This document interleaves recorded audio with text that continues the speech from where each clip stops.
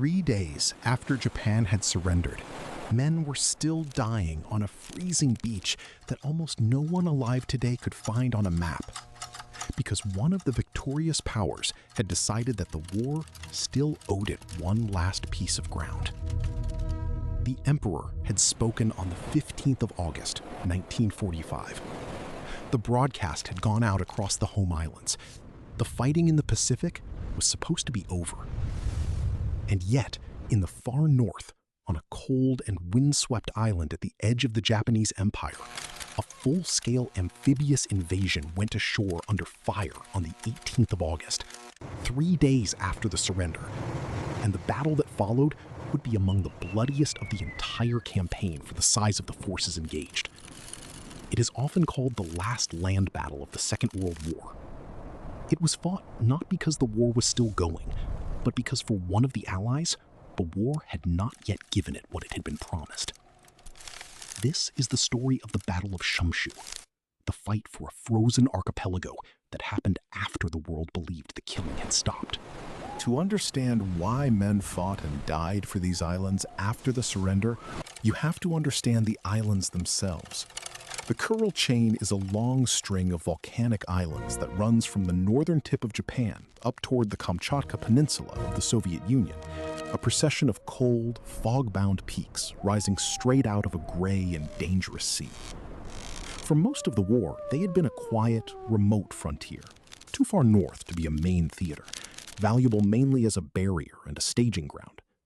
At the northern end of the chain lay two islands that mattered most: Paramushiro, the larger, heavily garrisoned, and Shumshu, the smaller island at the very tip, separated from the Soviet shore of Kamchatka by only a narrow strait. Across that strait, a few miles of cold water, sat the Soviet port of Petropavlovsk. The two great powers stood almost within sight of one another, and when the war in the Pacific reached its sudden end, it was across that narrow strait that the last invasion of the war would come. For most of the war, the Soviet Union and Japan had not been fighting each other at all. They had signed a neutrality pact in 1941, and through years in which Japan fought the United States and Britain across the Pacific, the long border between the Japanese Empire and the Soviet Far East had stayed quiet. That changed in the final days. At the conference at Yalta, early in 1945, the Soviet leader had agreed to end the war against Japan within months of the defeat of Germany. And in return, the Allies had promised the Soviet Union territory in the Far East, including the Kuril Islands. So when the Soviet Union declared war on Japan in the second week of August, it was not only to hasten the end of the fighting, it was to collect what had been promised at Yalta. The Red Army swept into Manchuria. Soviet forces moved against the southern half of Sakhalin. And the Kuril Islands, the cold archipelago promised in the deal, still had to be taken, by force if necessary, even if the surrender came first. That is the heart of the paradox. The Emperor's surrender broadcast went out on the 15th of August, but a broadcast is not the same as a signed peace, and the formal instrument of surrender would not be signed until the 2nd of September, aboard a battleship in Tokyo Bay. In the 17 days between the announcement and the signature, there was a strange and dangerous interval, a window in which the war was over in spirit, but not yet over on paper, in which orders to cease fire raced across thousands of miles to scattered garrisons who could not all be reached at once, and in which a power that wanted territory could still seize it before the lines were frozen by the peace. The Soviet leadership understood that window perfectly. If the Kurils were to be Soviet, they had to be in Soviet hands before the surrender was formalized and the maps were fixed. And so the order went out to invade Shumshu, to put troops onto a fortified Japanese island 3 days after that island's own emperor had told its garrison the war was lost. The island the Soviets meant to take was not a soft target. Shumshu had been fortified into one of the strongest defensive positions in the entire Kuril chain. The Japanese had long understood that the northern Kurils, facing the Soviet Far East, were the most likely point of any attack from that direction, and they had built accordingly. The island bristled with coastal artillery, sited to cover the beaches and the strait, with concrete bunkers and pillboxes dug into the low volcanic ridges, with trench lines and underground shelters connected by tunnels. The garrison was substantial, the better part of a division, supported by units from the neighboring island of Paramushiro that could reinforce across the short channel between them. And crucially, Shumshu held something most island garrisons in the Pacific did not: armor. A tank regiment was stationed there, the 11th Tank Regiment, with scores of light and medium tanks of the kind the Japanese army fielded. On most of the Pacific Islands, the defenders had no tanks at all. On Shumshu, they did. The defenders of the Northern Kuril Division were answered to the 91st Division, the formation responsible for Shumshu and Paramushiro, and by the standards of late 1945, it was a strong and well-supplied command. While garrisons elsewhere in the empire had been stripped to feed the dying battles further south, the Kuril garrison had remained largely intact, dug in on its remote islands, waiting for an attack that had never come. Its men were not the exhausted remnants of a broken army. They were a coherent, fortified force with artillery, armor, and prepared positions, sitting on ground they had spent years preparing to defend. And then, in the middle of August, came the Emperor's broadcast. The order to cease fire reached the islands, but it reached them into a situation of profound confusion. The war was declared over, yet a hostile fleet was reported moving toward them across the strait. Were they to lay down their arms and be overrun, or defend themselves against an enemy that was still attacking? That question, whether a garrison already told to surrender should fight an invader who had not stopped, would shape everything that happened on Shumshu. The Soviet force assembled for the invasion was put together quickly and with what was at hand. There had been no long build-up, no specialized fleet of purpose-built landing ships, the kind the Americans had used across the Pacific. The assault on Shumshu was improvised in days, drawing on the troops and vessels available around Petropavlovsk and the Kamchatka coast. Naval infantry, border guards, ordinary soldiers loaded aboard a scratch flotilla of transports and smaller craft.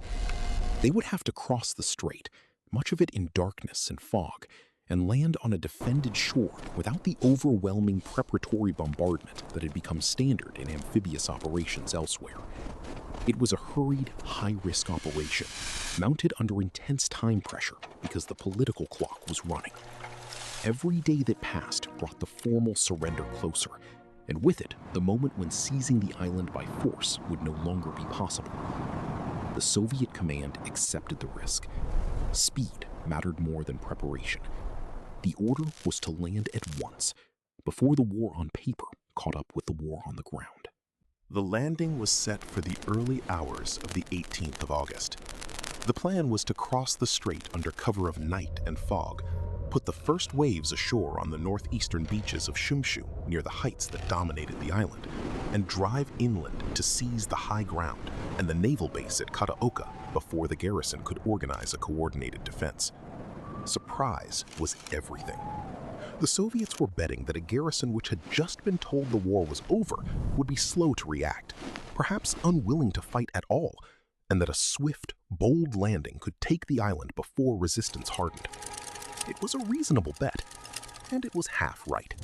The garrison was indeed confused, caught between the order to surrender and the sight of an enemy fleet bearing down on it. But the men of Shumshu were not ready to be simply taken. As the first Soviet troops waded ashore in the cold gray light, the coastal guns and the dug-in defenders opened fire, and the last battle of the Second World War began in earnest on a beach at the top of the world.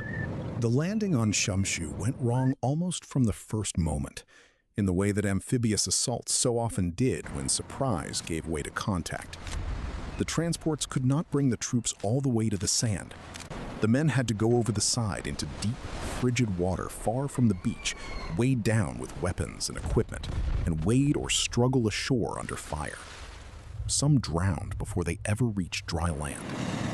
Radios were soaked and failed, cutting the assault troops off from the ships behind them and from the artillery support that might have answered the Japanese guns. The carefully drawn plan dissolved into a confused, scattered fight on the beaches and the low ground beyond. Small groups of soldiers pushing inland against fortified positions without the coordination they had counted on. It was the oldest danger of an opposed landing, the gap between the clean diagram and the chaos of the actual shore. And on Shumshu, that gap was made wider by the cold, the fog, the improvisation, and the simple fact that the defenders, whatever their orders, had decided to fight. The Japanese response was sharp and immediate. The coastal artillery that had been sighted for exactly this contingency opened up on the landing area and on the ships in the strait, and the garrison moved to contain the beachhead before it could expand. Then came the defenders' great advantage, the one most Pacific garrisons never had: the tanks. The 11th Tank Regiment was ordered into a counterattack against the Soviet troops clinging to the high ground above the beaches. For the lightly armed naval infantry, who had come ashore without their own armor and with their radios drowned, the appearance of Japanese tanks rolling toward them was a crisis. They fought back with what they had carried: anti-tank rifles, grenades, satchel charges, the close and desperate weapons of infantry against armor. And a furious fight developed on the slopes for the commanding heights of the island. The tank counterattack was eventually broken at heavy cost to the regiment, but it inflicted serious losses on the Soviet assault and came close in the early hours to throwing the landing back into the sea. The fighting on Shumshu was, for its scale, savage. This was not a one-sided mopping up of a beaten enemy. It was a hard, close battle between a fortified defender and an attacker who had landed in disarray, fought across exposed volcanic ground and along fortified ridgelines over several days. Both sides suffered heavily. The exact figures have been disputed ever since. The two countries counted differently, and the confusion of the operation left the records uncertain. But every account agrees that the casualties were severe on both sides, and that for the brief and bitter duration of the battle, the cost in dead and wounded was high relative to the forces engaged. What makes those losses so haunting is not their number, but their timing. Every man killed on Shumshu was killed after the Emperor of Japan had announced surrender, after the world's newspapers had begun to print the end of the war, in a fight that the broad sweep of history had already declared finished. They were among the last to die in the deadliest war in human history, and they died for an island that the peace would have handed over anyway. For several days, the issue hung in the balance. The Soviet Union, reinforced as more waves came across the strait, clawed their way off the beaches and onto the contested heights. The Japanese defenders held their fortified lines and made the attackers pay for every advance. Neither side could quickly force a decision.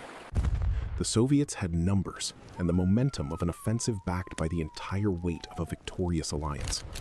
The Japanese had prepared ground, artillery, the remnants of their armor, and the bleak resolve of men defending the soil of their own empire against an invader who would come, as they saw it, after the war was already over. It was the strange logic of those August days made flesh. A real battle, with real dead, fought in the shadow of a surrender that both sides knew had already been declared. And hanging over all of it was a question that no amount of fighting on the beaches could answer: whether this killing, 3 days into the peace, served any purpose at all, or whether it would simply stop when the orders finally caught up with the guns. The thing that finally stopped the battle was not a breakthrough on the ground, but a recognition on both sides of the absurdity of continuing. The Japanese commanders on Shumshu were caught in an impossible position. Their emperor had ordered them to surrender. They had been fighting an invader in self-defense, and now they had to decide whether to keep killing and dying in a battle their own nation had already conceded. The Soviet commanders, for their part, had taken heavier losses than they had expected, and had no wish to grind the island down position by position if the garrison could simply be persuaded to lay down its arms. So, with the fighting still flickering across the heights, the two sides opened negotiations. Emissaries crossed the lines under flags of truce. There were delays, breakdowns, moments when the firing flared again. The surrender of a fortified garrison in the middle of a confused battle is never clean. But over the days that followed, the Japanese command on Shumshu agreed to cease fire and lay down its arms. The formal end came around the 23rd of August, 1945, more than a week after the Emperor's broadcast, and a battle's worth of dead later. The garrison of Shumshu surrendered, and with the fall of the strongest island in the northern Kurils, the resistance of the rest of the chain collapsed. Over the following days, the Soviet forces moved down the archipelago, occupying island after island, much of it now without a fight, as the scattered garrisons received their orders and gave themselves up. By early September, the entire Kuril chain, all the way down toward the northern tip of Japan proper, had passed into Soviet hands. It had been done exactly as the timetable demanded. The territory promised at Yalta was physically occupied before the formal surrender in Tokyo Bay fixed the lines of the post-war world. The bloody fight on Shumshu had been the price of doing it by force and doing it fast. The hard crust that had to be broken before the rest of the prize could be gathered up almost for free. It is worth being clear about what the battle did and did not decide. Militarily, it changed nothing about the outcome of the war. Japan had already surrendered, and the Kurils would have been transferred under the terms agreed by the Allies, whether or not a shot was fired on Shumshu. The battle was not fought to win the war. It was fought to establish, in fact and on the ground, a possession that diplomacy had only promised. To make sure that when the negotiators sat down to draw the post-war map, the Soviet Union was already in physical control of what it intended to keep. In that narrow sense, the battle succeeded completely. The islands were taken, the occupation was a fact, and the Kurils have remained under Russian control from that August to this day. But the cost was paid in the lives of men who fell in the gap between a surrender announced and a surrender signed. A gap that, for them, turned out to be wide enough to die in. The seizure of the Kurils did not close the matter. It opened one that has never closed. The southernmost islands of the chain, taken in those same August and September days, were territory that Japan regarded as its own, distinct from the rest of the Kurils, and their loss became a wound that would not heal. To this day, the two nations have never signed a formal peace treaty to end the war between them, precisely because they cannot agree on the fate of those islands.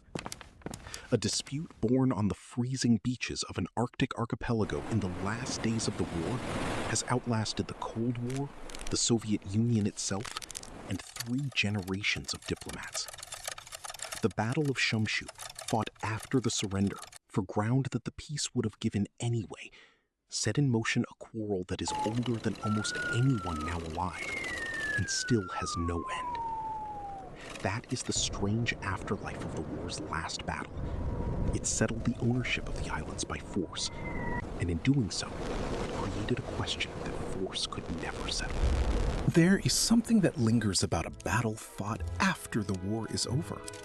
We are used to wars that end with a single clean line, a surrender, a signing, and then silence.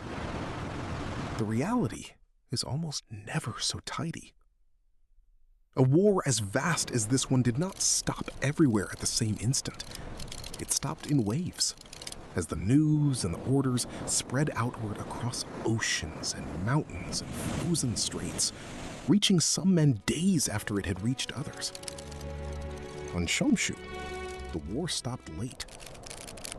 The men who fought there were not fanatics refusing to accept defeat, and they were not the victims of some error. They were caught in the seam between the announcement of the end and its enforcement.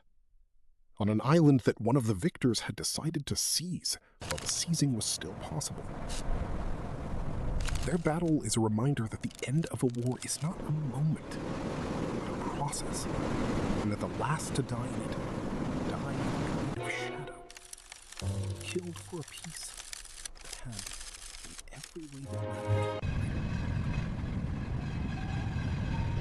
The Kurils themselves are part of what makes the story so easy to forget.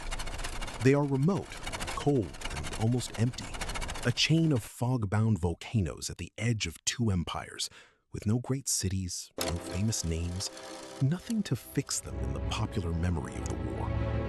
The beaches of Normandy, the sands of Iwo Jima entered legend. The gravel shore of Shumshu did not. And yet, the battle fought there was, by some reckonings, the costliest single operation of the Soviet campaign against Japan. And it was, by almost any reckoning, the last full land battle of the entire Second World War. The obscurity of the place is precisely why the fighting could happen the way it did, unobserved by the wider world, in the brief, lawless interval of those August days. The islands were too far north for anyone to be watching closely. So a final battle could be fought there, after the surrender, almost in secret. A last spasm of the war in a place too remote for the rest of the world to notice. And there is a final meaning in the timing, one that is easy to miss because it concerns an absence as much as an event. Every other great battle of the war was fought to decide the war, to take or hold ground that mattered to the outcome. Shumshu was not. By the time its first wave went ashore, the outcome was already settled. The bombs had fallen, the emperor had spoken, the surrender was certain. The battle decided nothing about who would win. It decided only who would hold a particular set of frozen islands when the music stopped. And it was fought and paid for in blood for exactly that. The men who died on Shumshu were the closing entry in the ledger of the deadliest war in human history. And they were spent not to end the war, which was already ending, but to draw a line on a map a few days before it would have been drawn anyway. It is the most exact illustration the war can offer of how the appetite of great powers for territory can outlast the fighting that was supposed to be the reason for it. The guns on Shumshu fell silent at last in the final days of August, and the men of its garrison laid down their arms. But for those men, and for the tens of thousands of their countrymen captured across the Kurils, across Sakhalin, and on the vast plains of Manchuria, surrender was not the end of the ordeal. It was the beginning of a different one. The soldiers who gave themselves up to the Soviet Union in those August days did not go home. They were gathered up, loaded onto trains and ships, and carried away to the north and the west, into a system of labor camps spread across the frozen interior of Siberia, where they would spend not weeks or months, but years, many of them, and from which a great number would never return at all. The war that ended for the rest of the world in August of 1945 did not end for them. It simply changed its shape, from a battle into a captivity. Next on Torah the long disappearance of the Japanese prisoners of the Soviet Union, the men who survived the last battle of the war only to vanish into the camps of Siberia for years. Torah tells the untold history of the Pacific War from the Japanese side, one episode at a time. Subscribe to see the next chapter.